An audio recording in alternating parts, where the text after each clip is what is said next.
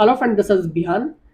आयुर्वेदिक की सीरीज को आगे बढ़ाते हुए आज के क्वेश्चंस को हम डिस्कस करेंगे। आपको पता है कि प्रीवियस पेपर्स को हम डिस्कस कर रहे हैं। जिन्होंने पहले के लेक्चर्स नहीं देखे हैं जरूर देख लेना, लिंक आपको डिस्क्रिप्शन बॉक्स में मिल जाएंगे। और आपके आयुर्वेद के हरियाणा का एग्जाम भी आई थिंक इस महीने के एंड में है, 23-24 को आपका एग्जाम है। उसके बाद छत्तीसगढ़ के एग्जाम है, राजस्थान के एग्जाम है, और अगस्त से फिर आपके हिमाचल के एग्जाम भी शुरू हो जाएंगे। मैंने पहले भी आपको कहा है कि आयुर्वेद कहीं का भी है, ठीक है, पूरे विश्व का एक ही आयुर्वेद है, सेम ही टॉपिक्स रहते हैं। बस थोड़ा सा आपको टॉपिक ऑफ सेगमेंट समझना पड़ेगा, पैटर्न आपको हल्का सा देखना पड़ेगा, ठीक है। बाकी कुछ भी नहीं, बाकी टॉपिक सारे वही रहते हैं, ठीक है। लेकिन फिर भी अगर आपको कहीं पे भी कंफ्यूजन आ रही है, पता नहीं लग रहा है, ठीक है, तो सिंपली आप यहाँ पर व्हाट्सएप कर सकते हैं।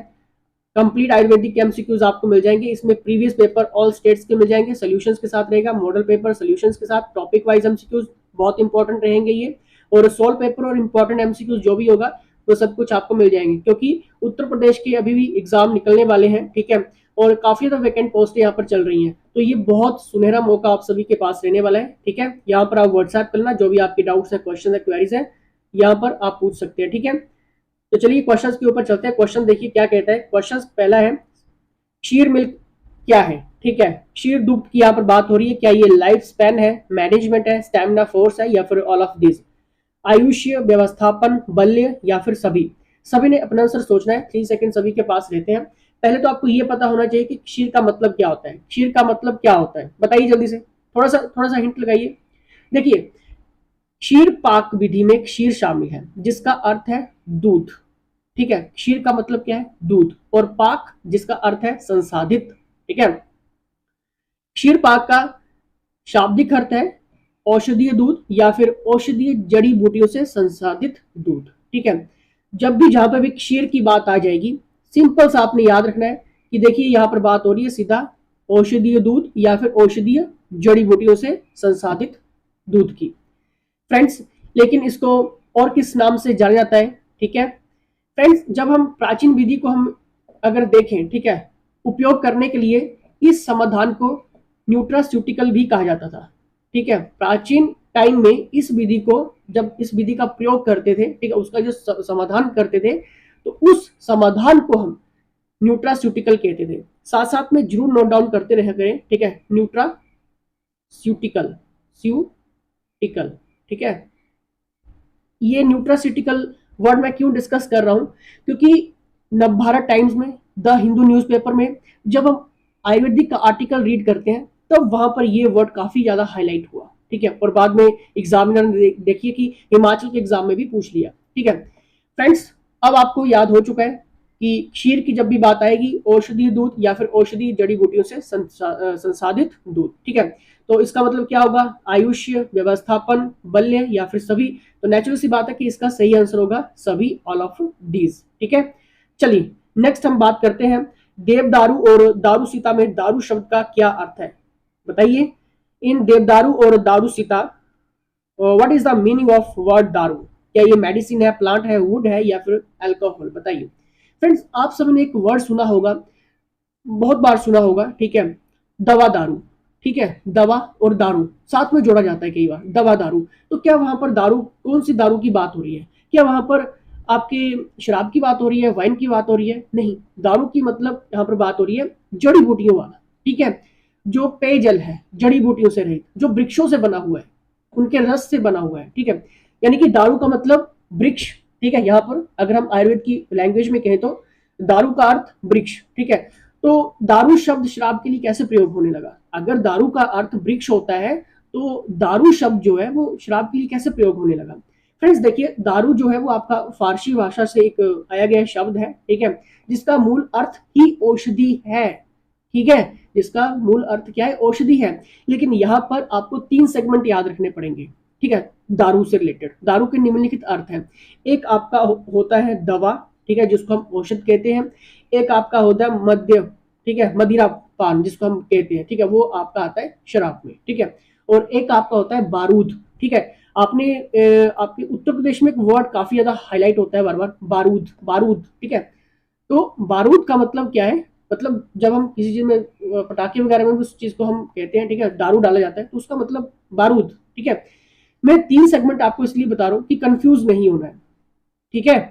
तो यहां पर देखिए, क्वेश्चन क्या कह रहा है कि देवदारू और दारूसुता में दारू शब्द का अर्थ क्या है? क्या ये औषधि है, पौधा है, लकड़ी है, या फिर मद्य है यानी कि एल्कोहल है? बताइए जल्दी से इसका सही आंसर क्या होगा। फ्रेंड्स इसका सही आंसर होगा ऑप्शन नंबर सी यानी कि लकड़ी। ठीक है, मैंने आपको स्टार्टिंग में एक चीज कह दी थी कि दारू मतलब वृक्ष। ठीक है, अगर हम आयुर्वेद की बात करें तो दारू यानी कि वृक्ष। ठीक है, क्लियर है? आई होप आपका यहाँ पर क्लियर हो रहा होगा। ठीक है, तो लेकिन दारू के निम्नलिखित अर्थ है। ठीक है, जिसमें आपका दवा यानी कि औषध, मद्य यानी कि शराब, बारूद। ठीक है, तो कंफ्यूज नहीं होना है। ठीक, इतना याद रखना है। ठीक है, चलिए नेक्स्ट यहाँ पर देख लेते हैं। नेक्स्ट क्वेश्चन क्या कहता है? और आयुर्वेद से रिलेटेड कहीं पे भी कंफ्यूजन है, क्वेश्चंस नहीं क्लियर हो रहे हैं, सिलेबस पता नहीं लग रहा है, कहीं से भी आप तैयारी कर रहे हैं, ठीक है, भारत के कोने से कहीं से भी, ठीक है, सिंपली व्हाट्सएप डाल देना। ठीक है, चलिए यहाँ पर देखिए नेक्स्ट क्वेश्चन। पंचवल्कल में वल्कल शब्द का क्या अर्थ है? पंचवल्कल में वल्कल शब्द का क्या अर्थ है? क्या ये औषधि है, पौधा है, लकड़ी है, या फिर छाल है? बताइए। मेडिसिन, प्लांट, वुड, या फिर बाक? बताइए इसका सही आंसर क्या होगा।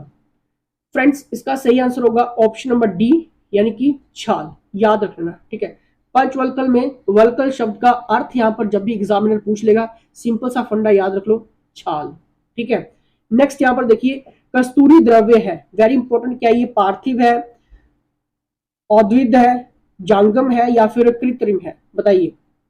कस्तूरी इज डैश मटेरियल? बताइए जल्दी से। पहली बात तो ये पता होनी चाहिए कि कस्तूरी है क्या। फ्रेंड्स आपको पता है कि कस्तूरी को प्राप्त करने के लिए हिरण को मारा जाता है। ठीक है, उसकी ग्रंथि जिसे कस्तूरी फली भी कहते हैं, ठीक है, उसकी जो ग्लैंड है, ठीक है, ग्रंथि है, ठीक है, उसे कस्तूरी फली भी कहा जाता है। ठीक है, उसको बाद में निकाल दिया जाता है। ठीक है, सूखने के बाद कस्तूरी फली के अंदर भूरे लाल लसदार मिश्रण वाले दानेदार सामग्री में बदल जाते हैं वो। ठीक है, जिसे कस्तूरी दाने कहते हैं। फ्रेंड्स कस्तूरी मृग के बारे में एक चीज आपको बताऊं, कस्तूरी मृग पूरा जीवन कस्तूरी गंध के पीछे भागता रहता है, भागता रहता है, भागता रहता है, भागता रहता है, जंगल के मतलब यहाँ से वहां, यहाँ से वहां, यहाँ से वहां। इसलिए भागता है वो, उसको एक गंध आती है, कस्तूरी गंध। ठीक है, उसे इस सत्य का भाव ही पता नहीं है कि जिसके पीछे वो भाग रहा है वो गंध उसकी नाभि में, ठीक है, नाभि में है। ठीक है, और वो ढूंढ ढूंढ कर थक जाता है और अपने ही चिड़चिड़े भाव में चला जाता है वो। ठीक है, मतलब जिसके पीछे वो भाग रहा है ऑलरेडी वो उसके पास है। ठीक है, तो ये आपके ऊपर भी इंप्लीमेंट होती है ये चीज, आपके ऊपर, आपके पास ज्ञान है, सही से यूज करें। ठीक है, एग्जाम निकलते हैं, बहुत इजी एग्जाम निकलते हैं, कोई दिक्कत नहीं आती है, बस पढ़ना पड़ता है थोड़ा सा। क्लियर? अब देखिए यहाँ पर मैं क्या चीज कहने वाला हूँ। फ्रेंड्स कस्तूरी मृग की बात हो रही है तो आपको पता है कि एक विशेष श्रेणी की जाति है। ठीक है, जो मध्य एशिया, हिमालय, उत्तरी भारत, कश्मीर, नेपाल, भूटान, चीन, तिब्बत, ठीक है, आदि के घने जंगलों में ये कम से कम 8 से 12,000 की फीट की ऊंचाई पर ये पाया जाता है। ठीक है, और आपको पता है कि ये इसकी जो कस्तूरी मृग है, ठीक है, इसमें जब भी हम बात करें उसकी गंध की तो आपको पता है कि इसके नाभि के मध्य में ही होता है। ठीक है, उस कारण से ये कस्तूरी की गंध आती है। ठीक है, तो यानी कि अगर हम बात करें कस्तूरी जंगम द्रव्य, कई बार जंगम, ठीक है, द्रव्य भी साथ में जोड़ देता है एग्जामिनर कंफ्यूज करने के लिए। कस्तूरी की बात याद करेंगे तो जंगम द्रव्य। ठीक है, क्लियर? चलिए थोड़ा सा स्टोरी आपको मैं इसलिए बता दी ताकि अगर यहाँ से क्वेश्चन मॉडिफिकेशन के रूप में भी एग्जामिनर पूछे तब भी आपके पास उसका आंसर हो। ठीक है, चलिए इसका सही आंसर ऑप्शन नंबर सी जंगम। चलिए नेक्स्ट यहाँ पर देखिए, मृदार श्रृंग द्रव्य है, बताइए जल्दी से। मृदार श्रृंग डैश द्रव्य है, क्या ये पार्थिव है, औद्विद है, जांगम है, या फिर कृत्रिम है? बताइए इसका सही आंसर क्या होगा। देखिए मृदार श्रृंग जो द्रव्य है वो आपका पार्थिव भी है, ठीक है, और कृत्रिम यानी कि आर्टिफिशियल भी है। ठीक है, तो ए और डी दोनों रहेंगे। ऑप्शंस यहाँ पर गलत पूछे गए हैं। ठीक है, लेकिन मैं आपको क्लियर कर दूं कि पार्थिव और कृत्रिम दोनों रहेगा। ठीक है, चलिए नेक्स्ट यहाँ पर देखिए, नेक्स्ट क्वेश्चन क्या है। रस शास्त्रीय सुधा वर्ग में सुधा शब्द का अर्थ क्या है? क्या ये चूना, अमृत, मधु, या फिर घी? जल्दी से बताइए इसका सही आंसर, जल्दी से बताइए इसका सही आंसर। फ्रेंड्स इसका सही आंसर होगा ऑप्शन नंबर ए यानी कि चूना। रस शास्त्रीय सुधा वर्ग में जो आपका सुधा शब्द है उसका मीनिंग क्या है? चूना। याद रखो। ठीक है, और रस शास्त्र से आपको पता है कि इंपॉर्टेंट टॉपिक है और इंपॉर्टेंट एमसीक्यूज जल्द से जल्द व्हाट्सएप पे ले लेना। ठीक है, चलिए नेक्स्ट यहाँ पर देखते हैं, स्वर्ण बंग में स्वर्ण की मात्रा है, बताइए जल्दी से बताइए, स्वर्ण बंग में स्वर्ण की मात्रा है। फ्रेंड्स इसका सही आंसर होगा, इसका सही आंसर है इनमें से कोई भी नहीं, ठीक है। स्वर्ण बंग में स्वर्ण की मात्रा, the right answer is option number D, की कोई भी नहीं। तो क्या मुझे आप कमेंट करके बता सकते हैं 82 का राइट आंसर क्या होगा, बता दीजिए। नेक्स्ट वीडियो में वैसे मैं आपको बता दूंगा इसका सही आंसर, लेकिन पहले मुझे बता दो कि आपको कितना आता है, ठीक है। चलिए नेक्स्ट यहाँ पर देखते हैं, वज्र यानी कि डायमंड का कठिन हार्डनेस है, क्या ये 10, 20, 30, 40, जल्दी से बताना है। और बहुत ही बेसिक सा क्वेश्चन है, ये सभी को आना चाहिए। डायमंड का कठिन हार्डनेस है कितना है, 10। Option number A is the right answer. Next यहाँ पर देखते हैं, नेक्स्ट क्वेश्चन क्या है, कजली निर्माण के लिए उपयुक्त यंत्र है, क्या ये डोला मशीन, बालूका मशीन, उलखल मशीन या फिर खल्व यंत्र, बताइए जल्दी से बताइए। क्या ये डोला यंत्र है, बालूका यंत्र है, अलूखल यंत्र है या फिर खल्व यंत्र है। यहाँ पर बात हो रही है स्टेबल मशीन फॉर कजली निर्माण इज, बताइए कौन सा है। फ्रेंड्स इसका सही आंसर होगा ऑप्शन नंबर डी, यानी कि खल्व यंत्र। किस टाइप का होता है ये खल्व यंत्र, ठीक है, कुछ इस टाइप का होता है, ठीक है, कुछ इस टाइप का, ठीक है, और फिर पीसा जाता है, और कई बार ये बिल्कुल अराउंड में भी होता है, बिल्कुल गोल, ठीक है, और हल्की सी नोब भी यहाँ पर होती है, ठीक है, हल्का सा नोब यहाँ पे डाला जाता है, और ये भी मतलब इस टाइप का होता है, ठीक है, कंफ्यूज नहीं होना किसने के लिए, क्लियर। तो इसका सही आंसर होगा कजली निर्माण के लिए जो सबसे बेस्ट मशीन है, द राइट आंसर इज खल्व यंत्र, क्लियर। नेक्स्ट यहाँ पर देखिए, एक मिश्र लोह का उदाहरण नहीं है, बताइए, is not an example of alloys, बताइए जल्दी से, कांस्य, बर्तलो, पीपल या फिर खरपर, जल्दी से देखिए इसका सही आंसर क्या होगा। फ्रेंड्स एक मिश्र लोह का उदाहरण नहीं है, कांस्य भी है, बर्तलो भी है, पीतल भी है, लेकिन खरपर नहीं है, the right answer is option number D, ठीक है। चूर्ण कल्पना की मान्य सबरीता जो अवधि है, जो उसका सर्विस पीरियड है चूर्ण कल्पना का, ठीक है, वो वैलिड है कब तक, क्या ये 1 वर्ष, 2 वर्ष, 3 वर्ष या फिर 5 वर्ष, कब तक है जी, बताइए। देखिए चूर्ण कल्पना की जो सर्विस पीरियड है, ठीक है, तो इसका सही आंसर होगा ऑप्शन नंबर बी, यानी कि 2 साल तक उसका सर्विस पीरियड है, तब तक आप यूज कर सकते हो, ठीक है। नेक्स्ट यहाँ पर देखिए, नेक्स्ट क्वेश्चन क्या है, स्नेह कल्पना में कल्क इज टू स्नेह इज टू जल का सामान्य अनुपात की यहाँ पर बात हो रही है, नॉर्मल रेशियो ऑफ कल्का इज टू स्नेह इज टू जल इन स्नेह कल्पना, बताइए इसका सही आंसर। फ्रेंड्स इसका सही आंसर होगा ऑप्शन नंबर डी, यानी कि 1:4:16, ठीक है। स्नेह कल्पना में जो आपका कल्क है 1, ठीक है, स्नेह इज टू 4, और जल का जो अनुपात रहेगा वो इज टू 16, ठीक है। Option number C is the right answer, clear. और जितने भी ये रेशियो टाइप क्वेश्चंस हो गए, डोजेस क्वेश्चंस हो गए, ठीक है, डिजीज क्वेश्चंस हो गए, या फिर जो भी टॉपिक के अभी हाईलाइटेड सेगमेंट क्वेश्चंस आ रहा है, ठीक है, ये तो पक्का एक एग्जामिनर पूछेगा, और यहाँ से क्वेश्चन छूटे मतलब सरकारी सीट हाथ से गई, ठीक है। तो ये क्वेश्चन एग्जाम हॉल में जाने से पहले जरूर पढ़ के जाना, ठीक है, नहीं पता लग रहा है तो व्हाट्सएप कर लेना। नेक्स्ट यहाँ पर देखिए, च्यवनप्राश का नामकरण किस आधार पर हुआ है, बताइए च्यवनप्राश का नामकरण किस आधार पर हुआ है। अगर आपने कभी खाया है, सभी ने खाया होगा, बचपन में खाया होगा, लेकिन कभी न कभी तो टेस्ट जरूर किया होगा, ठीक है।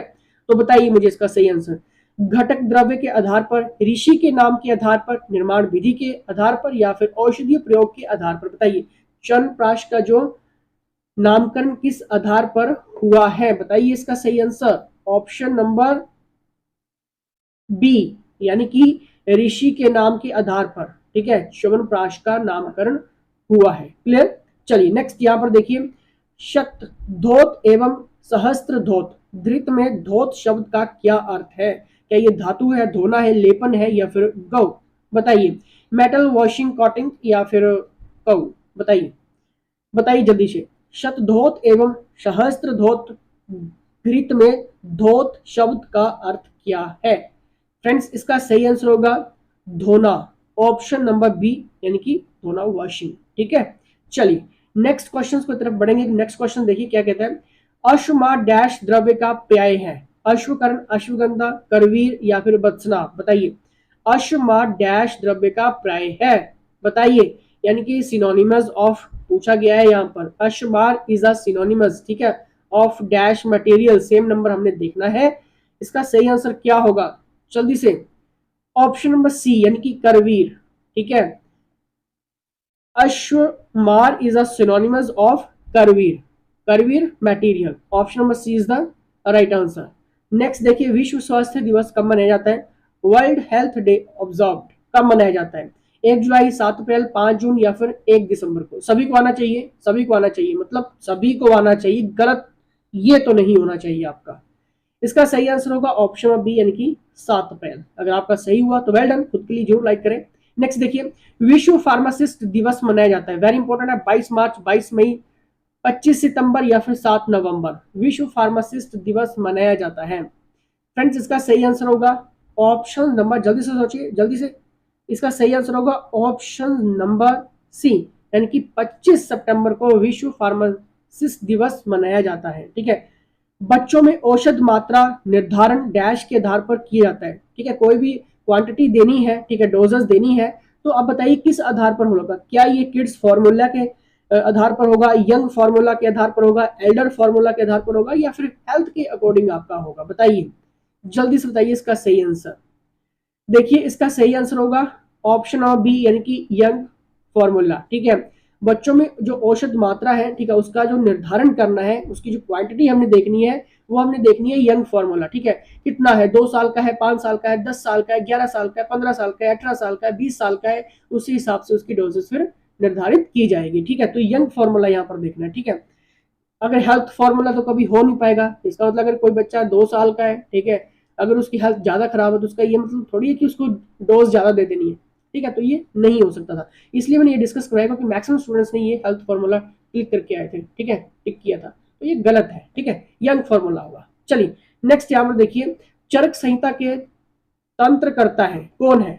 क्या ये पुनर्वसु है, अत्रेय है, अग्निवेश है, चरक है, या फिर दृढ़बल है? कौन है चरक संहिता के तंत्रकर्ता? बताइए, क्रिएटर ऑफ चरक संहिता की यहाँ पर बात हो रही है, बताइए जल्दी से। इसका सही आंसर होगा ऑप्शन नंबर बी यानी कि अग्निवेश। अगर आपने सोचा और सही हो तो वेल डन। नेक्स्ट यहाँ पर देखिए, सविश डैश निर्विश वेद है, बत्सनाव के, भल्लातक के, जलौका के, या फिर कुचला के? जल्दी से बताइए, और ये पहले भी हम डिस्कस कर चुके हैं फ्रेंड्स। सविश निर्विश भेद है जलौका के, ठीक है, option number C is the right answer. अब आपने करना क्या है, सिंपली व्हाट्सएप करना है कंप्लीट आयुर्वेदिक एमसीक्यूज के लिए। प्रीवियस पेपर ऑल स्टेट्स के मिल जाएंगे, मॉडल पेपर मिल जाएंगे, टॉपिक वाइज एमसीक्यूज मिल जाएंगे, सॉल्व पेपर मिल जाएंगे, इंपॉर्टेंट एमसीक्यूज मिल जाएंगे, यहाँ पर व्हाट्सएप करना, ठीक है। कहीं पे भी डाउट आ रहा है, क्वेश्चन आ रहा है, क्वेरीज आ रहा है, नहीं पता लग रहा है, सिंपली व्हाट्सएप करिए, मैं और मेरी टीम आपके लिए हमेशा है, ठीक है। चलिए इसके साथ जय हिंद, जय हिमाचल।